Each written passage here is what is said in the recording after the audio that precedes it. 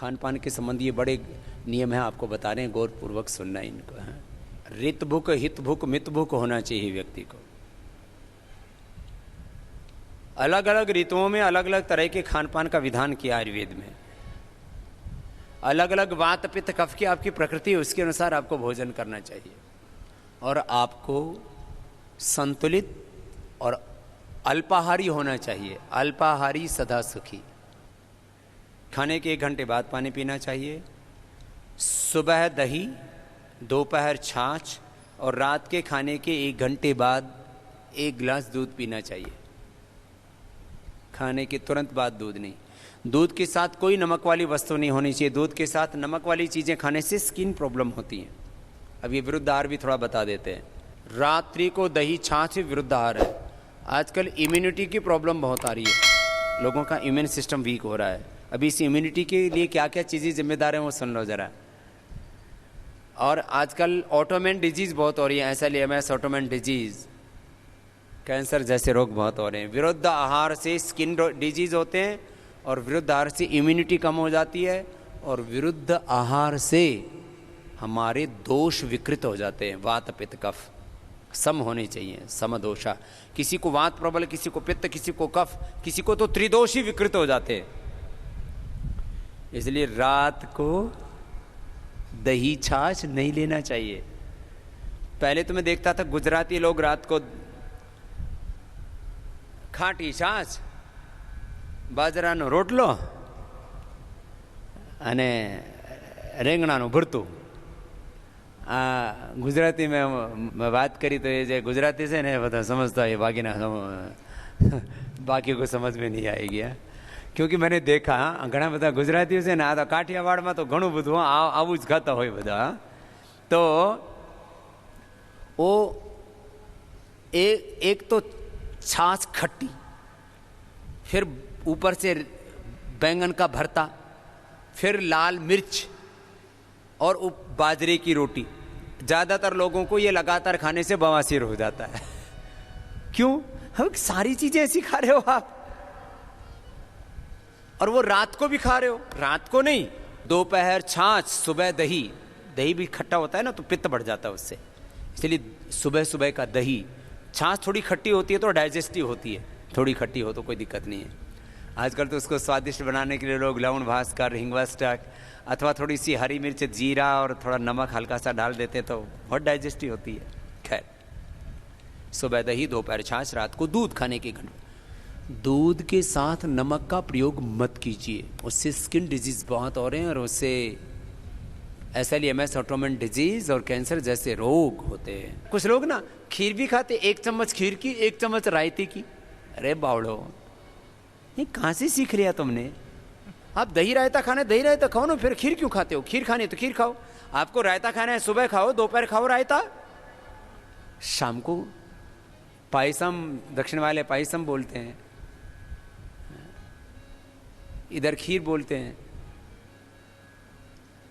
आपको खीर खानी है तो रात को खाओ, या खीर खानी है तो फिर उसके साथ, तो खीर के साथ तो कोई खीर और मालपुआ खाते थे, खाओ।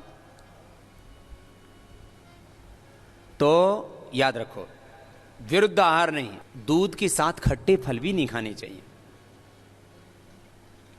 आजकल तो फ्रूट क्रीम में सब खट्टे मीठे सब मिला देते हैं, पता नहीं बावड़ी बावड़ी चीजें सीख ली कहां से। दूध के साथ कभी भी खरबूजा तरबूजा तो भूल के भी नहीं खाना चाहिए, उससे आपकी तत्काल मौत हो सकती है। यहां तक कि खरबूजा तरबूजा खा के तो ऊपर से तुरंत पानी भी नहीं पीना चाहिए, उससे बॉडी में रिएक्शन होकर के मृत्यु तक होती है। और हमने ये लाइव एग्जाम्पल देखे, सुने, इसलिए आपको कह रहे हैं। अब किसी को एक्सपीरियंस करके देखना हो तो वसीयत आदि लिख देना पहले, और तरबूजा खा करके ऊपर से दूध पियो, बच जाओ तो भगवान का कोई विशेष अनुग्रह है, बाकी परलोक तो सीधे जाओगे जाओगे। ये छोटी छोटी बातों का परंपरा से पता है। और भी बहुत सी चीजें विरुद्ध आहार में है। वैसे खाने में क्या खाना चाहिए? पहले अब आपके सामने फल भी है, सलाद भी है, पका हुआ भोजन भी है, माने हलवा है, फिर दाल रोटी सब्जी है और सलाद भी है, थोड़े फ्रूट्स भी हैं। तो सबसे पहले क्या खाओगे? तो आजकल इसमें लोग कंफ्यूज रहते हैं। अब इसमें भी कई मान्यताएं, कुछ लोग कहते हैं कच्चा और पका हुआ एक साथ नहीं खाना चाहिए, इसमें ज़्यादा दिक्कत नहीं है, आप कच्चा पक्का खा सकते हो। ज़्यादातर भोजन हमारा कच्चा होना चाहिए, अंकुरित होना चाहिए।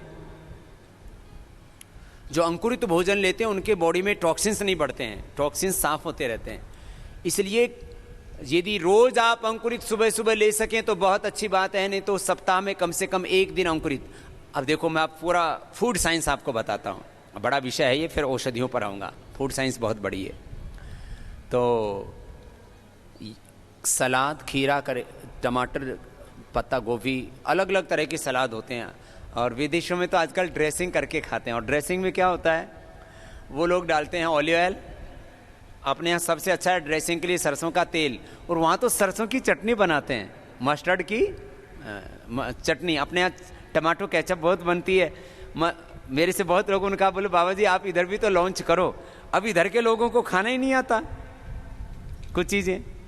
अब आप सलाद माने आपके खीरा, करेला, टमाटर, पत्ता गोभी और ऐसे गाजर, ऐसे सब्जियां, और उसमें तेल डाल दो तो खा लोगे आप? बेकार लगता है, नहीं खाया जाएगा।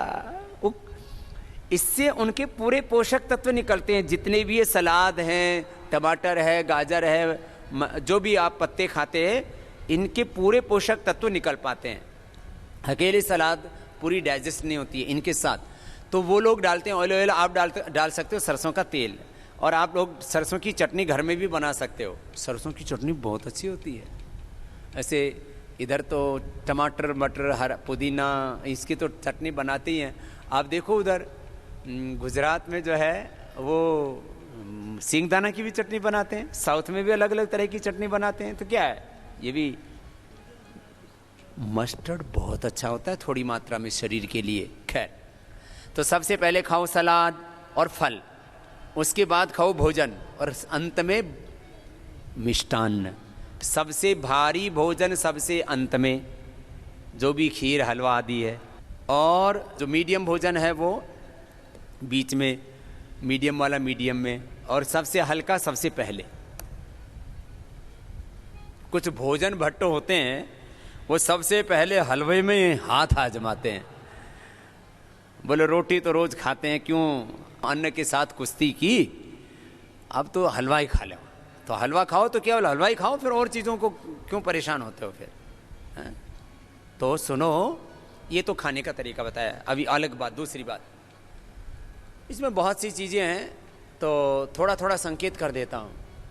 जितनी भी हरे पत्ते वाली सब्जियां हैं, इनको उबाल के मत खाया करो। और आंवले को भी उबाल के, आंवले का तो ताज़ा का रस निकालो ना, उसमें जैसे आपको जो आंवला जूस देते हैं ना पतंजलि की तरफ से, उसको उबालते नहीं है। उबालने से विटामिन सी उड़ जाता है, बहुत से विटामिन, न्यूट्रिएंट्स, माइक्रोन्यूट्रिएंट्स, बहुत से पोषक तत्व तो उबालने से उड़ जाते हैं। तो सलाद और इनको तो ऐसे ही रखना चाहिए। और अंकुरित को भी कुछ लोग उबाल के खाते हैं, वैसे उसको भी वैसे ही खाना चाहिए। उबालने से बहुत से पोषक तत्व नष्ट हो जाते हैं। अच्छा, मनुष्य को छोड़ करके बाकी कोई जीव जंतु उबाल के खाते हैं क्या? ये हाथी इतना बड़े घास पत्ते खाता है, गन्ना और तमाम केला आदि सब ऐसे कच्चे खाता है। गाय भैंस सब कच्चा खाती हैं। जितने भी शाकाहारी जीव वो भी कच्चा खाते हैं, और मांसाहारी भी कच्चा ही खाते हैं, शेर आदि, कुत्ता आदि जो भी हैं। ये मनुष्य है जो पक्का पक्का खा करके पक गया, पिलपिला हो गया खुद भी, है? तो पक्का हुआ कम खाया करो, कच्चा ज्यादा खाया करो। कच्चाहारी, फलाहारी, रसाहारी, रसाहार, कच्चाहार, फलाहार, ये सात्विक आहार होते हैं, इनको लिया करो।